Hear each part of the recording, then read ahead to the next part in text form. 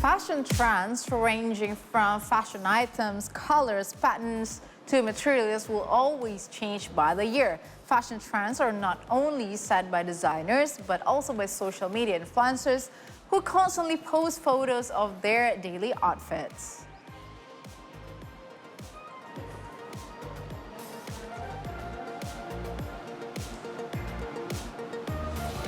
That is actually true, right? Yeah. We are influenced by what we see on social media. On a daily basis now. Exactly. Yes. I love seeing how influencers mix and match clothes. Yeah. From, let's say, one simple black dress, it could turn into Many things many that we looks, can right? go to But some what about kind the of guys though? Do you think occasions. guys can do that too? Of course. I have a good friend who is an influencer in fashion. Right. So he always gives tips on how to style, let's say, a short or a simple plain t-shirt. Maybe Yeah. you can follow him. I'll give it a shot. And also, if you guys notice, there's a lot of terms in fashion. That's right, Exactly, right? actually. All right. Now, in 2022, the so-called cewek kue, cewek mamba, and cewek bumi were trending. Do you think they will be as famous today? Cherikwe. Yes. We're playing Cherikwe today. Okay. All right. All right. And you are Chawabumi. Chawabumi. Chawabumi. Earth Yes. man. Earthy. Earthy man. Earthy. We're Okay. cakey. Cake. Cake girls. Yeah. Woo. And now we have fashion stylist Allysha Nila, who will offer her insights on what may be trending next year. Hello. Hi, Allysha. Hi, Allysha. Thank you for joining us. Hi, everyone. And Happy New Thank you Year. for having me again. Happy New Year to you too. All right, Allysha, let's just get started. We are so curious about the trend of fashion next year or this year. Before we look at 2023, let's hear your recap of last year's trends. Okay, there were a lot of major trends. I feel because we are, still coming out of a pandemic, trends are still continuing to form. A lot that we saw from last year, things like innerwear as outerwear, I think was because everyone during the pandemic took up fitness and people were doing sports. And so now people have more of a confidence to don more bodycon outfits. So that's also another trend.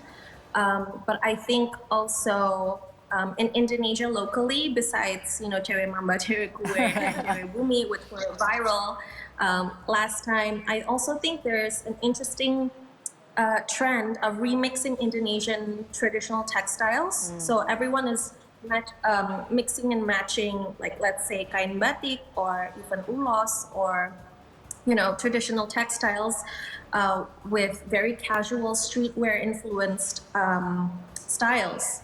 So even like a black leather jacket, I'm actually wearing batik right now. Wow. But you can't see it.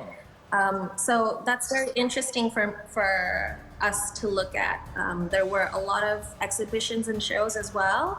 Oscar Lawalata did an exhibition called Aku dan Kain, and we saw so many celebrities on social media with their own take of juxtaposing textiles with how they would, style it with boots or with a leather jacket.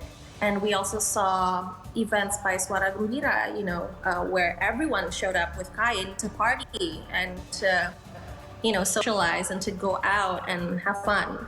So I think that's also a really important trend to take note of and also see here as we head to elections in 2024. So lots of major trends that we saw in 2022. But also micro trends that have not fully taken shape last year.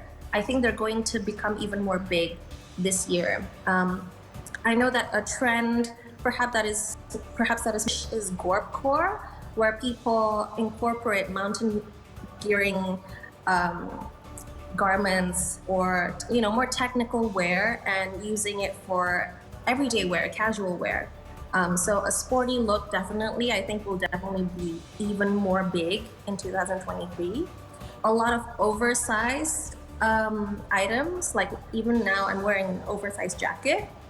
And lots of trends, even as we mentioned about social media, internationally, I think there's a micro trend. It's like this hot girl dressed in a weird way. I think you will understand what I mean if I mention Bella Hadid or even Dua Lipa or even Kiko Mizuhara. They have a certain style that kind of is Y2K with bodycon, and I think that's pretty interesting. I think it'll be even bigger. And I think even some local brands have adapted that to here. It's sort of a mix between Cewek Kue as well. And I think perhaps even if it's not as viral as it was last year, it will continue to evolve into something else, and we might call it something else as it takes form into a different thing. Okay. As a matter of fact, yesterday for the show, we wore a traditional textile mixed with modern modern outfit. Yes. So I think we're in trend of last year. And now we're moving on to 2023, and we are already in the new year. So it's always interesting to know what colors or motifs will be in trend this year. So what do you think, Allysha? For sure, a lot of highlighter colors. I think the mood now is everyone is being very, very, very extroverted. We saw what we saw with Cewek Kue. That will be an even bigger trend this year, and that applies to men as well. As I've mentioned before, in the last time I was here, for a lot of men's trends, it's going to be even more feminine, and I'm not talking so much as metrosexual, but it's more feminine. More soft, more gentle. Yeah. Right. Allysha, so between the three, Cewek Bumi, Cewek Mamba, and Cewek Kue, do you think one of them will be more popular than the rest, or do you think these three are going to be as popular going forward in 2023 still? I think they will continue to be popular. I think the whole phenomenon was more about giving it a name so that everyone can understand what this trend actually is. But I think fundamentally there will always be people wearing, bright colors and people wearing dark colors and wearing neutrals, so they have to coexist. But I will take form in different names, for example, as people evolve and continue to, evolve their style. All right. So, Allysha, what about modest fashion? As we know that Indonesia is one of the biggest Muslim community here in Indonesia, and the trend and the Muslim fashion scene is so much growth and for the past few years. What about the trend in the Muslim fashion scene this year? I think one of the major things I've seen internationally as well when it comes to modest wear is actually headwear. I think that's something that we haven't really seen here because we tend to emphasize on the clothing. But because internationally, a lot of people are experimenting with, like, say, balaclavas, a lot of winter headgear, I think that can actually be something that's incorporated here as well. A major trend last year was also crocheting. I think it's fun to incorporate all these more general trends and then applying it to modest wear. So I think that's going to happen and take shape into 2023. All right. Right, Allysha, this is for me actually, about men's fashion. And you mentioned earlier about oversized style, but in particular in men, because me personally, when I see that, it just doesn't fit my eyes very well. But do you think that, do you think, nothing against that, but it just doesn't, fit my eyes. But do you think that kind of fashion for men is going to stick around in 2023? Yeah, totally. I mean, I think it's about how you incorporate it. Actually, with oversized clothing, there's so many different genres. You can be very sporty, but you can also do it in a very tailored way. I think the Japanese do a very good job in styling this sort of way. Like some designers I can think of is like Yohji Yamamoto, where it's tailored, but it's not body fitting. In fact, it kind of hides you in a way. And it's all about modesty and it's all about blending in. But in a way, having the eye for detail and knowing that this oversize is not just, it's not sembarangan. It's very precise. So silhouettes are important, proportion and knowing your body proportion is super important in embracing that trend. But yeah, I mean, men can totally embrace that. Okay, noted. You know what? Fashion is not about. It's not just about the clothing, right? But about the accessories, the makeup, and all the things you wear to, to support the whole look. Now, I would like to dig deeper into men's fashion. Right now, we are starting to see more men wearing nail polish, wearing earrings and stuff like that. Could you please tell us your view on this? Do you see that as too feminine for men? And perhaps you have tips on this for men who wants to try this look, but refuse to look too feminine. Right. I think there's no right or wrong when it comes to that. Again, it comes back to preference. But I do really think that the nail trend is so fun and exciting. You get to try, it just adds another layer. It brings your outfits to another level to have it on your hand as well. And not just a matter of rings, but like the attention to detail. I think when it comes to guys, maybe if you're not very familiar or comfortable, I think maybe start with neutrals. But I think once you put on nail polish, you want to experiment more and you maybe want to match your clothing. Or, everyone does like different nail art for each finger. So that's also something that you can try. There's so many finishes for nail. It's not just one polish. There's also like matte. There's also like a cat eye. Where it moves in its shine. There's glitter. There's also 3D art. You can add foil to it. Like there's so many things you can do with nails, and there are a lot of nail artists now who can do that. Nice. Probably maybe Ranga would like to try. Or if you need some tips or else, you can ask Paul, by the way, because Paul, he's a pro. He is so into fashion. See him tomorrow. I'll ask that.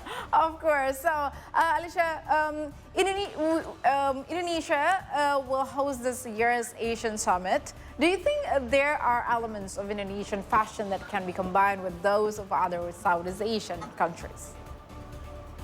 Yeah, sure. I think it's also a matter of respecting everyone's cultures and perhaps familiarizing not only with our culture but everyone else's. So yeah, I see possibilities, and I think obviously we need to do our part to research as well if it's okay to be contextualized in certain ways. Because some textiles and prints are sacred, like even for us, batik, there's so many different kinds of batik that is worn for a specific occasion or for specific people or specific genders. So I think that's very important when it comes to mixing different textiles.